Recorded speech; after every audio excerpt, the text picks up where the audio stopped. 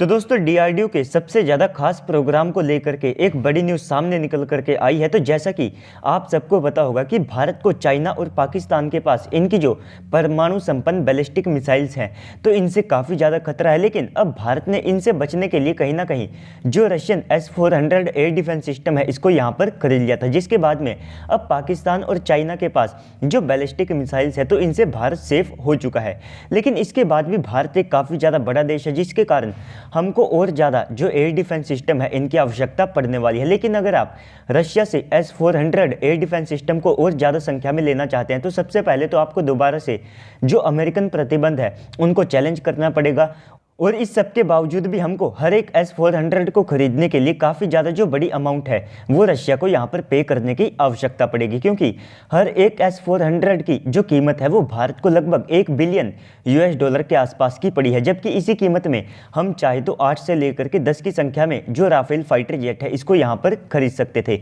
और अगर आप पूरी S-400 की डील की बात करते हैं तो बड़ी आसानी से हमारे पास 2 से लेकर के 3 जो स्क्वाड्रन है ये राफेल फाइटर जेट की आ जाती। तो दोस्तों इसी सबका सॉल्यूशन अब हमारी डीआरडीओ ने निकाला है अपने खुद के स्वदेशी एयर डिफेंस सिस्टम से। तो दोस्तों इसको लेकर बड़ी न्यूज़ आई है, उसके बारे में जानने से पहले आप अभी से वीडियो को लाइक करके कमेंट सेक्शन में जा करके जय हिंद कमेंट कर दीजिएगा।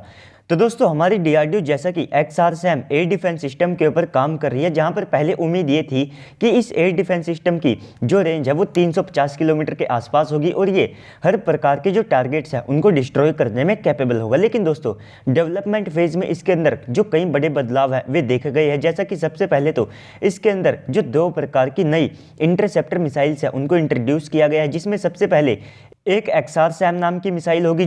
जो बड़े RCS के टारगेट्स होते हैं और जो काफ़ी ज़्यादा कम स्पीड के साथ में फ्लाई करते हैं और कम मैनेवरेबल होते हैं, उनको ये मिसाइल इंटरसेप्ट करने में सक्षम होगी। तो इस प्रकार के अगर आप टारगेट्स को देखते हैं तो इसमें हेलीकॉप्टर आ जाते हैं, बड़े एयर रिफ्यूलर आ जाते हैं, टैंकर आ जाते हैं और दुश्मन के जो अवाक्स हैं वे भी यहाँ पर आ जाते हैं। तो इस प्रकार के जो टारगेट्स हैं उनको हम 350 किलोमीटर की रेंज से ही यहाँ पर इस एयर डिफेंस सिस्टम के माध्यम से मार गिरा सकते होंगे। लेकिन इसके बाद में अगर दुश्मन की साइड से और ज़्यादा लीथल टारगेट भारत की साइड आते हैं, जैसा कि इसमें आप सबको इस प्रकार के टारगेट देखने को मिलेंगे जिनका RCS भी काफ़ी ज़्यादा कम होता है, इनका साइज़ भी काफ़ी ज़्यादा छोटा होता है और इनकी मैन्यूवरेबिलिटी और साथ में जो स्पीड है वो आप सबको काफ़ी ज़्यादा हाई दिखाई देगी। तो इसमें आप सबको फाइटर जेट दिखाई देंगे, दुश्मन के ड्रोन्स दिखाई देंगे और इनके पास जो क्रूज मिसाइलें हैं उसे भी आप इसी कैटेगरी में डाल सकते हैं। तो इसके लिए स्पेशल अब हमारी डीआरडीओ ERSAM नाम की एक मिसाइल के ऊपर काम कर रही है, जो कि हमारे XRSAM एयर डिफेंस सिस्टम की एक इंटरसेप्टर मिसाइल होगी।